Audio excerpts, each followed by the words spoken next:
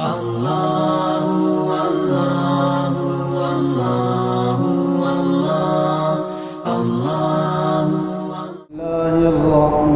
الرحیم فکذبوہ، انہوں نے اس کو جھٹلایا، فانجیناہ والذین معہ، پھر ہم نے بچا لیا اس کو اور ان کو جو اس کے ساتھ تھے، فی الفلک کشتی میں، وَأَغْرَقْنَا الَّذِينَ كَذَّبُوا بِآيَاتِنَا، اور غرق کر دیا ان کو جو جھٹلاتے تھے ہماری آیتوں کو، إِنَّهُمْ كَانُوا قَوْمًا عَمِينَ، بے شک وہ لوگ تھے اندھے۔ وَإِلَىٰ عَادٍ أَخَاهُمْ هُودًا، اور قوم عاد کی طرف بھیجا ان کے بھائی ہود کو، قال یا قوم اعبدوا اللہ ما لکم من الہ غیرہ، بولا اے میری قوم بندگی کرو اللہ کی، کوئی نہیں تمہارا معبود اس کے سوا، افلا تتقون، کیا تم ڈرتے نہیں؟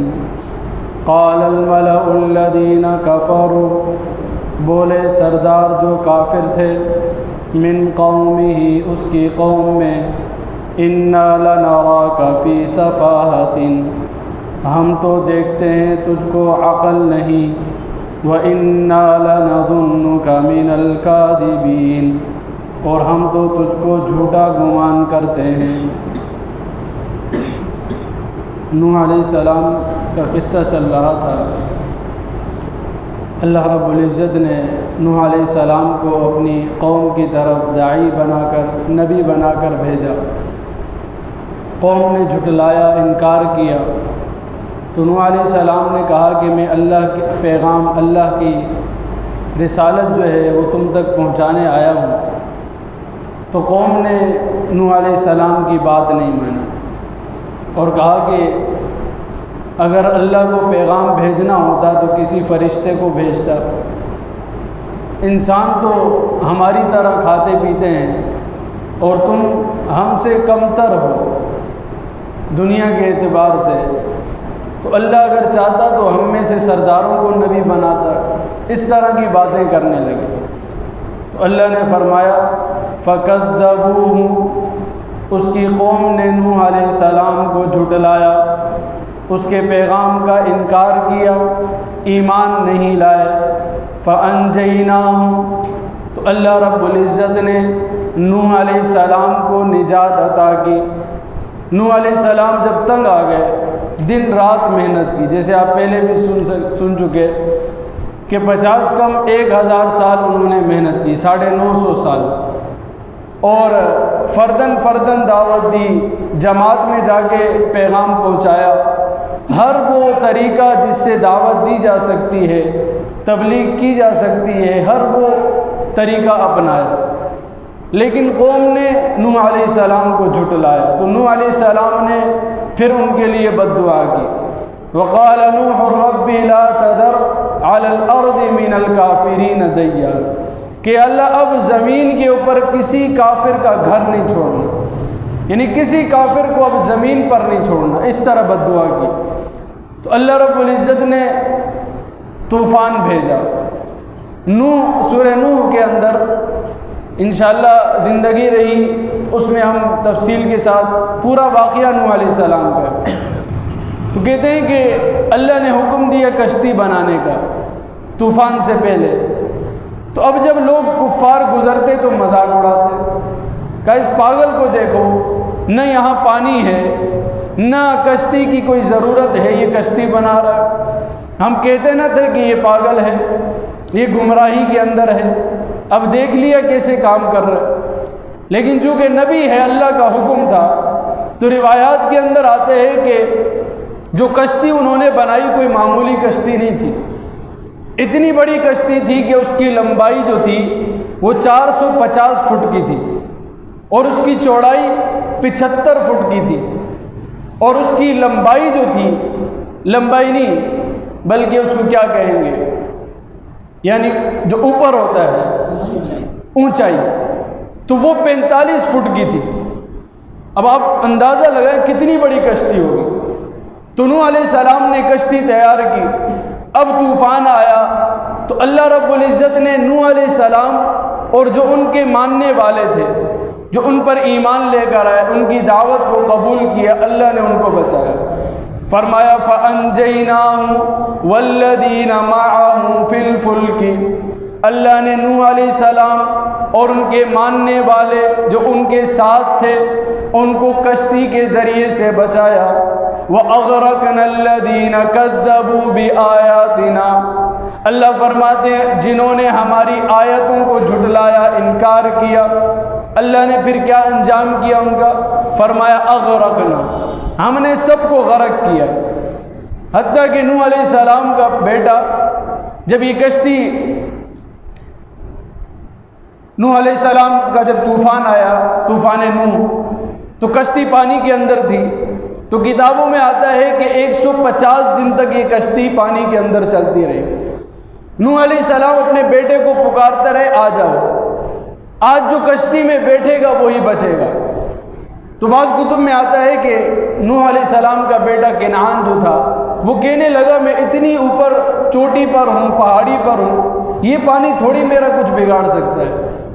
لیکن اللہ کا وہ عذاب تھا، جو چوٹی پہ چڑھ گیا اس کو بھی نہیں چھوڑا، لیکن یہ کشتی والے بچ گئے۔ تو پھر آرمینیا کی پہاڑیوں میں سے ایک پہاڑی ہے جودی، اس پہاڑی پر جا کے یہ ٹکا ہے۔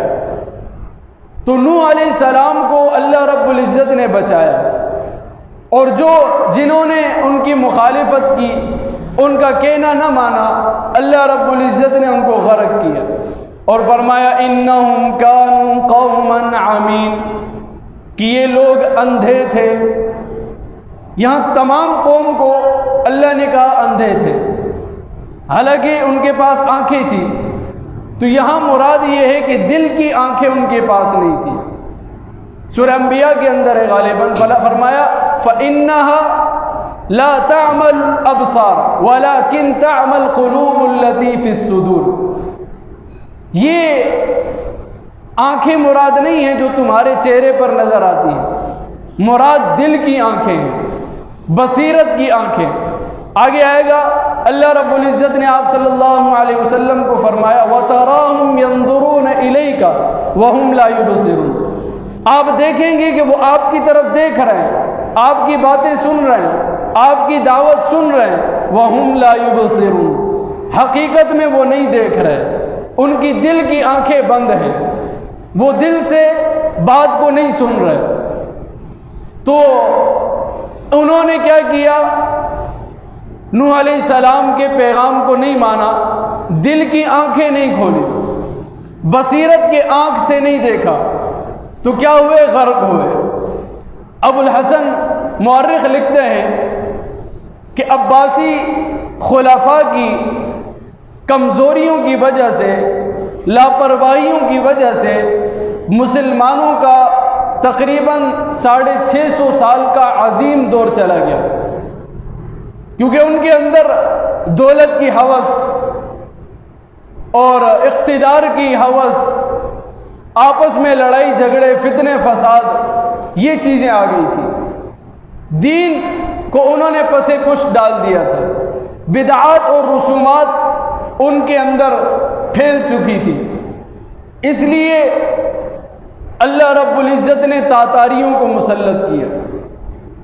تاتاریوں نے مسلمان کا قتل عام کیا۔ لکھتے ہیں کہ مسجد کے اندر نماز نہیں پڑھ سکتے تھے، اگر نکلنا ہوتا باہر یا تو قتل کیے جاتے، یا پھر وہ تاتاریوں کے بھیس میں، تاتاریوں کے لباس میں باہر نکلتے۔ اتنا ان کے اوپر تشدد اور خوف طاری ہو گیا تھا کہ مسلمان گھر سے نہیں نکل سکتے۔ اس کی وجہ کیا بنی؟ مسلمانوں کی غفلت۔ آج وہی دور دوبارہ لوٹ کے آیا ہے، آج ہمارے اندر بھی وہی عادتیں، وہی طریقے دوبارہ پیدا ہو رہے ہیں۔ اقتدار کی لڑائی ہے، دولت جائز ناجائز طریقہ کوئی بھی ہو، دولت اکٹھی کرنی ہے، آپس میں لڑانا ہے، آپس میں بغض پیدا کرنا ہے، فتنے فساد کو عام کرنا ہے۔ ہر بندہ دوسرے سے آگے بڑھنے کی کوشش میں، ذرہ برابر تہذیب ہوتی ہے نا، ذرہ برابر، وہ تہذیب بھی اندر نہیں چھوڑی، بالکل دین سے بے بہرا اور کفار اور ہنود کے طریقے پر اس امت کو لا کھڑا کیا ہے۔ ذرے سے یاد آیا، ایک مولوی صاحب تھے، تو اس نے سجدہ سہو کیا نماز کے اندر۔ اب جب نماز ہو گئی تو ایک مقتدی تھا، اس نے سوچا یار پوچھی امام صاحب سے کیا وجہ ہوئی تو سجدہ سہو کیا۔ جب علم پختہ نہ ہونا تو پھر یہ باتیں ہوتی ہیں۔ تو امام صاحب نے کہا کہ میری تھوڑی ہوا نکل گئی تھی۔ تو مقتدی نے کہا مولوی صاحب یہ تو پھر نماز ٹوٹ گئی۔ کہا بالکل تھوڑی تھی۔ اب وہ اس کو بتا رہے کہ بھئی جتنی بھی نکلے وضو ٹوٹ جاتا ہے، وہ کہہ رہے نہیں بالکل معمولی، آپ نہیں سمجھو گے۔ تو ہمارے اندر تہذیب اتنی بھی نہیں رہی کہ اس کو ہم دیکھ سکیں، اپنی جو ثقافت تھی، اپنی جو غیرت مندی تھی، ان ساروں کو ختم کر دیا۔ ہم نے اب اپنا جو وتیرہ بنایا ہے وہ دوسری قوم کے پیچھے چلنا ہے۔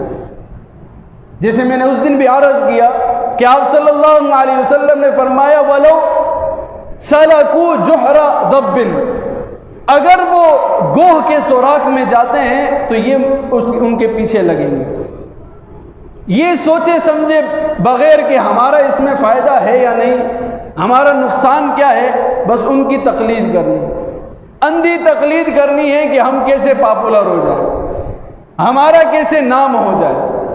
اسی دوڑ کے اندر انہوں نے اپنا تو دین خراب کیا ہی کیا اور مسلمانوں کے دین کے بھی خراب ہونے کا ذریعہ بنا۔ آج آپ دیکھ لیں ہمارے مسلمانوں کے اندر کیا چیز ہے، ایک دوسرے سے نفرت پیدا کر دی ہے، ایک بھائی دوسرے بھائی کو دیکھنے کے لیے تیار نہیں۔ آپ صلی اللہ علیہ وسلم نے فرمایا لا تقاطعوا، قطع تعلق ہی نہ کرو، ولا تدابروا، کسی کی ٹو میں نہ رہو کہ کس طرح اس کی کوئی چیز مل جائے اسے میں رسوا کروں۔ آج یہی چل رہا ہے، سوشل میڈیا دیکھ لیں آپ۔ پہلے یہ ہوا کرتا تھا کہ تحریر جب لکھی جاتی تھی تو اس تحریر کو شائع کرنے سے پہلے پڑھا جاتا تھا کہ بھئی اس تحریر میں کچھ غلطیاں ہیں یا نہیں ہیں، یا جو چھاپنے والے ہیں وہ وہاں دیکھتے، اگر غلطیاں ہوتے تو اس کی تصحیح کرتے، اگر اس کی اندر ایسی چیزیں ہوتی جو قابل مذمت ہے تو واپس کر دیتے، کہتے یہ آپ کی تحریر شائع نہیں ہوگی۔ لیکن آج اتنی آزادی مل گئی ہے کہ کسی کو دکھانے کی ضرورت نہیں ہے، آپ نے تحریر لکھی اور اس کو ایک بٹن سے شائع کر دیا، پھیلا دیا۔ اب کسی کا دل ٹوٹتا ہے، کسی کو تکلیف ہوتی ہے، اس سے آپ کو پرواہ نہیں، کیونکہ آپ نے اسلام کو دیکھنا نہیں ہے، آپ نے صرف اپنی منمانی کرنی ہے۔ تو فرمایا وَلَا تَدَابَرُوا وَلَا تَبَاغَضُوا، بغض نہ رکھو دل کے اندر، وَلَا تَحَاسَدُوا، حسد نہ کرو، وَكُونُوا عِبَادَ اللَّهِ إِخْوَانًا، بھائی بن کر رہو۔ اگر تمہارے اندر بھائی بندی ہوگی تم مضبوط ہوگے۔ اگر تم نے پارٹیاں بنانی شروع کی اور تم نے قومیت پر تقسیم ہونا شروع ہو گئے تو پھر تمہاری طاقت ختم ہو جائے گی، پھر تم کسی کا مقابلہ نہیں کر سکتے۔ تو آج ہمارے نوح علیہ السلام کا قصہ اللہ نے ذکر کیا کہ ہم اس سے عبرت حاصل کریں کہ اس قوم نے نبی کی بات نہیں مانی، اللہ کی توحید نہیں مانی، تو وہ قوم غرق ہوئی، عذاب میں مبتلا ہوئی۔ اللہ نے نبی کو بچایا اور قوم کا ایک فرد بھی نہیں بچا، حتیٰ کہ جو چوٹی پہ چڑھ گیا اس کو بھی نہیں چھوڑا عذاب نے۔ تو باعث عبرت ہونا چاہیے تھا، ہم اسے دیکھ کر اپنے آپ کو سدھارتے، لیکن ہم وہیں کھڑے ہوئے ہیں جہاں پچھلی قومیں تباہ ہوئی، پچھلی قوموں کو عذاب ہوا، ہم آج اسی دہانے پہ کھڑے ہیں، اسی راستے پہ چل رہے ہیں۔ تو پھر اللہ کی طرف سے عذاب نہیں آئے گا تو اور کیا آئے گا؟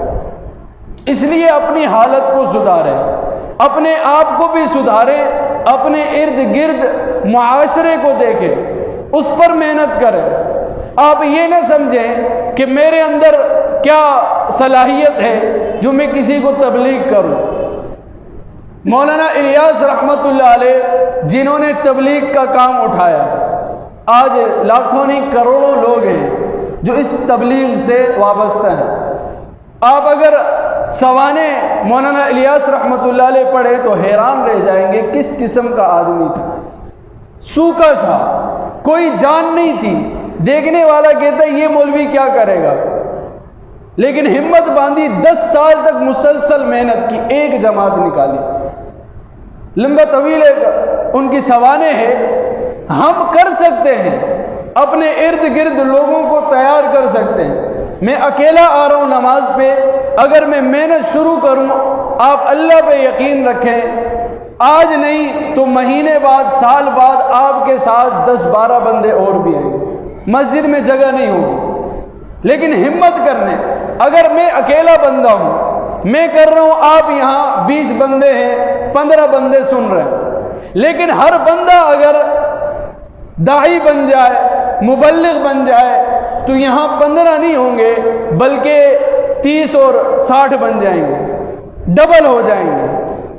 تو ہمارے اندر یہ چیز آنی چاہیے کہ میں بھی اس چیز کا مکلف ہوں، مجھے بھی دین کی محنت کرنی ہے. تو ہر بندہ اپنے دائرہ کار میں دیکھے میں کس کو دعوت دے سکتا ہوں. اپنے دوستوں کے اندر، اپنی گیدرنگ کے اندر، اپنے گھر والوں میں، جہاں جس کی استعداد ہے، جہاں بات کر سکتا ہے وہاں پیچھے نہ رہے. آپ کے اس معمولی سے کچھ کلمات کا جو اثر ہوگا، آپ یقین جانیں انقلاب آ جائے گا. آج فردن ہمارے اندر دین موجود ہے، لیکن من حیث القوم ہمارے اندر دین کی کمی ہے، اور انقلاب آتا ہے من حیث القوم. انفرادیت پر انقلاب نہیں آتا. جب 80% کم از کم لوگ دیندار ہوں، نمازی ہوں، تب انقلاب آتا ہے. صرف انفرادیت پر کچھ طبقہ، کچھ لوگ اگر دین پر چل رہے ہیں یا عبادت کر رہے ہیں، اس سے انقلاب نہیں آئے گا. اللہ تعالیٰ عمل کی توفیق نصیب. الحمدللہ رب العالمین والعاقبۃ للمتقین، صلاۃ والسلام علی سید الانبیاء والمرسلین. ربنا ظلمنا انفسنا وان لم تغفر لنا وترحمنا لنكونن من الخاسرين. اللهم انا نسألك حبك وحب نبيك واتباع نبيك صلى الله عليه وسلم. سبحان ربك رب العزة عما يصفون وسلام على المرسلين